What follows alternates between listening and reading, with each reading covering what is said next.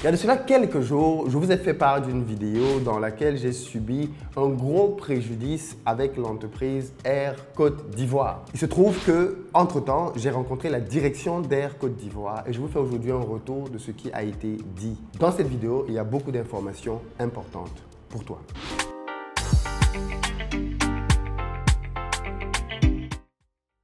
Salut à toi, bienvenue sur ma chaîne, moi c'est Philippe Simo et ici je te parle de business, de mindset, de gestion des finances parce que c'est avec ça qu'on va développer notre continent. Donc si tu es nouveau ici, tu t'abonnes et tu partages les vidéos. Pour ceux d'entre vous qui, comme moi, veulent lancer des business en Afrique, sachez que j'ai créé une académie de formation dans laquelle je vous accompagne à pouvoir générer vous aussi des revenus non négligeables en faisant du business sur ce continent. D'ailleurs, j'organise Back to Africa, 3e édition au Palais des Congrès les 28 et 29 septembre de cette année et la billetterie est désormais ouverte.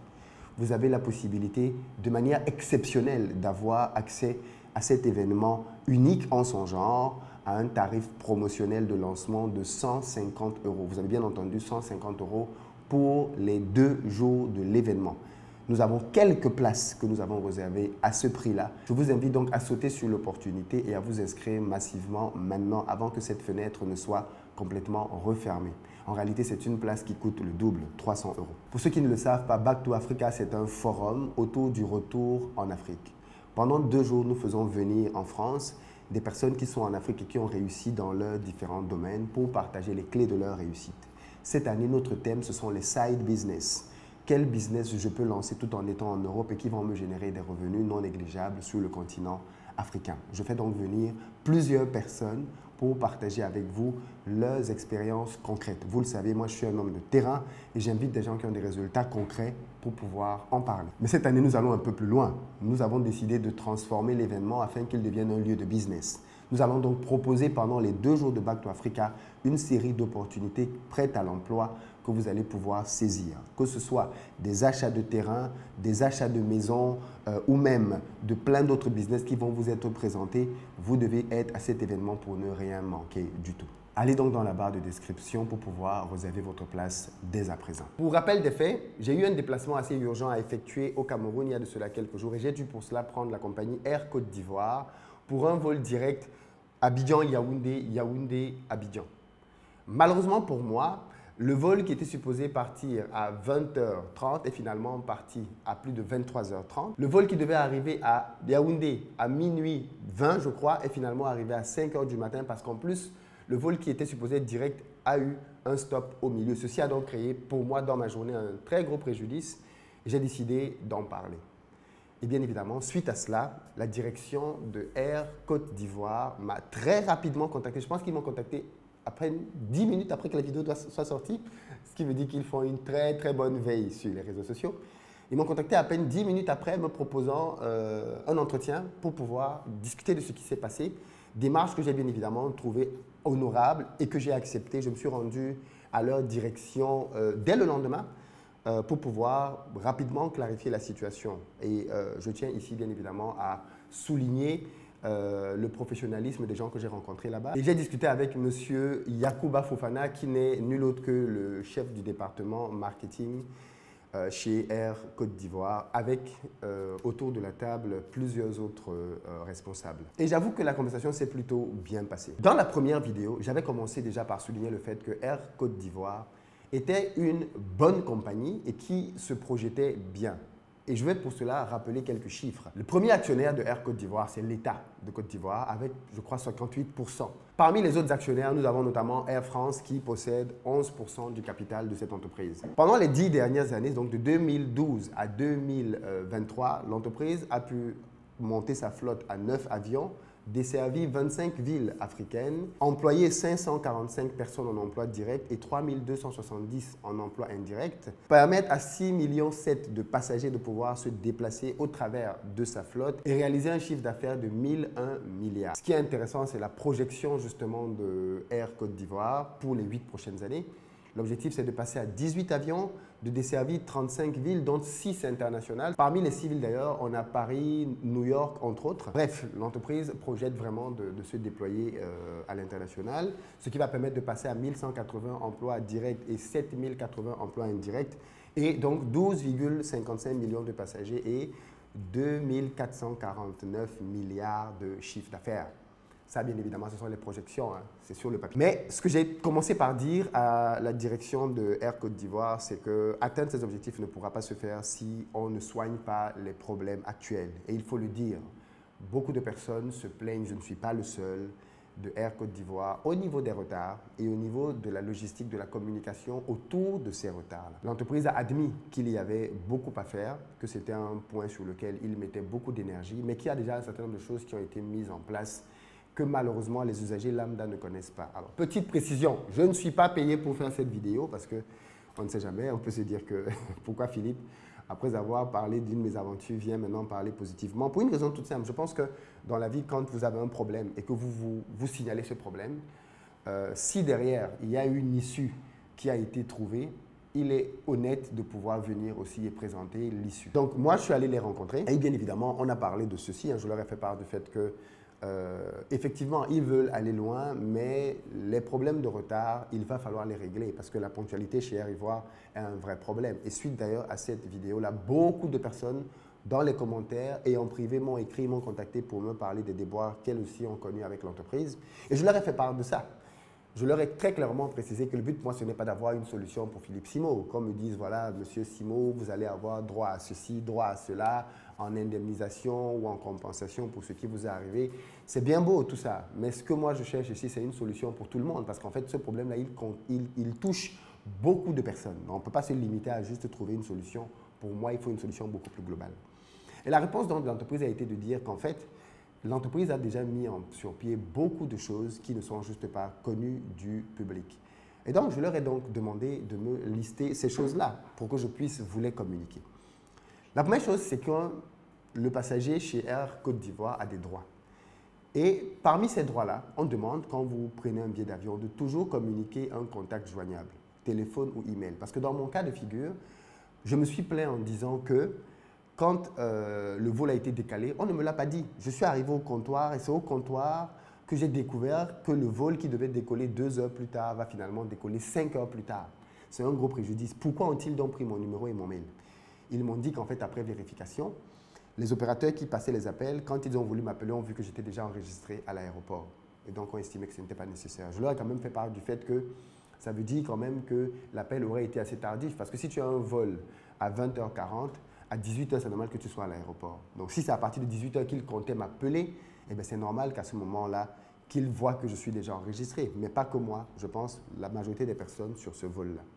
L'autre droit, bien évidemment, c'est de dire que lorsque le billet est pris en agence de voyage tierce, donc pas chez Air Côte d'Ivoire, il faut insister auprès de votre agence de voyage pour mentionner votre contact dans les informations qu'ils vont renseigner pour éditer votre billet dans le dossier de réservation. Il faut bien évidemment respecter l'heure de convocation à l'aéroport, heure qui, je précise, n'était pas précisée dans le billet d'avion, mais je pense que quand vous prenez des billets en agence, ils vous notent cette heure-là sur votre réservation. Moi qui ai pris un billet sur le site, malheureusement, je n'avais pas l'heure de convocation dessus. Donc, je pense que c'est une info qu'il faut, du côté de Air Côte d'Ivoire, mettre sur les billets.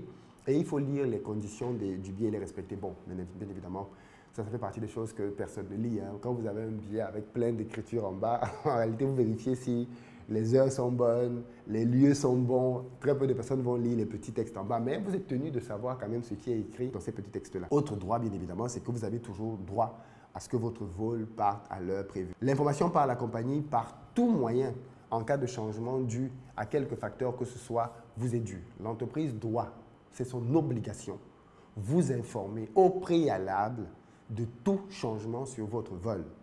Par exemple, au moment où je suis en train de faire cette vidéo, j'avais un vol prévu par Air France qui devait partir cette nuit. Hier, la veille, j'ai reçu de la part d'Air France, sur mon application, un message qui disait très clairement que le vol Tartampion est annulé. Et voici le nouveau vol qu'on vous propose. Vous n'êtes pas obligé de l'accepter. Mais sachez que vous êtes éligible à un dédommagement. C'est très clairement écrit dans le message qu'ils m'ont envoyé en warning. Le prochain vol qu'ils me proposent me convient, donc je l'ai accepté. Ça n'empêche pas que je vais quand même me faire dédommager pour le précédent vol qu'ils ont dû annuler. Voilà comment l'entreprise Air France a décidé de procéder. Quoi qu'il en soit, Air Côte d'Ivoire a l'obligation de pouvoir informer chacun de ses passagers du fait que le vol qu'il devait prendre est retardé ou annulé, voire modifié. Vous avez aussi le droit de faire une réclamation en cas d'insatisfaction à travers plusieurs canaux. Il faut ouvrir un dossier de réclamation. Par exemple, chez Air Côte d'Ivoire, ils m'ont dit « Monsieur Simo, vous avez fait une vidéo dans laquelle vous vous êtes plaint, mais malheureusement, votre vidéo ne nous permet pas d'agir. Vous devez utiliser un des canaux mis à la disposition des passagers pour pouvoir vous plaindre. » Et parmi ces canaux, donc, vous avez la possibilité d'utiliser, et ça, c'est eux qui m'ont fait découvrir ça, la lettre au directeur général. Ça, c'est juste une idée géniale. En gros, quand vous êtes dans un avion, Air Côte d'Ivoire, si vous avez un problème, quelque chose qui vous dérange, un PNC qui se comporte mal ou je ne sais pas trop quoi, un vol dans lequel vous avez une quelconque insatisfaction, vous demandez au PNC, hôtesse, steward, s'il vous plaît, je voudrais écrire au PDG d'Air Côte d'Ivoire. En réalité, vous prenez un papier, quel qu'il soit, vous écrivez sur ce papier-là et ils vont vous remettre cette enveloppe. Et sur cette enveloppe, vous allez lire à l'attention du directeur général d'Air Côte d'Ivoire. Et ils m'ont garanti que ce courrier arrive sur le bureau du directeur général de Air Côte d'Ivoire. C'est lui-même qui l'ouvre et qui le lit. Et ensuite, il affecte à un de ses collaborateurs pour le traitement. Et ça, je me suis dit, ah, ça c'est quand même génial ça. Malheureusement, je pense que très peu de personnes savent ça.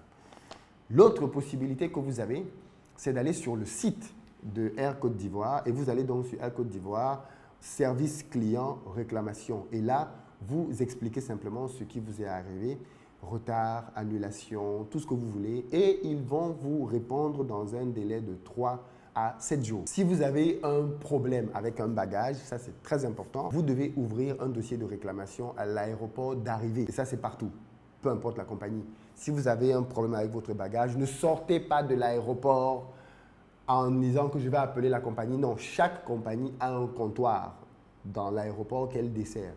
Allez à ce comptoir-là et signalez le fait que vous avez un problème de bagage. Ils vont l'enregistrer dès cet instant-là, faire des recherches pour vous dire votre bagage est à tel niveau ou alors il est peut-être perdu. Et voilà ce que vous avez. Et ça, c'est prévu par la loi comme compensation. Pour ce qui est des bagages, il faut savoir aussi que la loi autorise la compagnie à avoir un délai de 21 jours avant de se prononcer. Si vous avez fait votre réclamation à l'aéroport et que vous avez attendu 21 jours sans être contacté, là, vous pouvez revenir à la charge parce que ça veut dire que la compagnie n'a pas respecté elle-même les délais que la loi lui autorise. Et puis enfin, pour ce qui est des remboursements, vous avez là aussi un délai de 21 jours. Mais attention, ce n'est pas parce que vous vous êtes plaint que vous avez raison. Vous pouvez vous plaindre pour quelque chose, par exemple dans l'avion, et la requête que vous avez faite n'aboutit pas. On peut décider que non, la demande que vous faites n'est pas du tout de nature à entraîner un dédommagement. Dans tous les cas, vous allez avoir une réponse officielle de la compagnie. Pour ce qui est des autres issues possibles, pour ce qui est de votre bagage, on peut décider effectivement de vous dédommager. Auto en vigueur, parce que ça c'est très important de le préciser, hein, le secteur aérien est très réglementé et si la compagnie admet effectivement qu'elle a commis le préjudice sur votre bagage, ben derrière, elle va vous le dédommager auto en vigueur. Donc, si dans votre valise, vous aviez des choses qui étaient très importantes, vous devez le signaler au moment d'enregistrer votre bagage.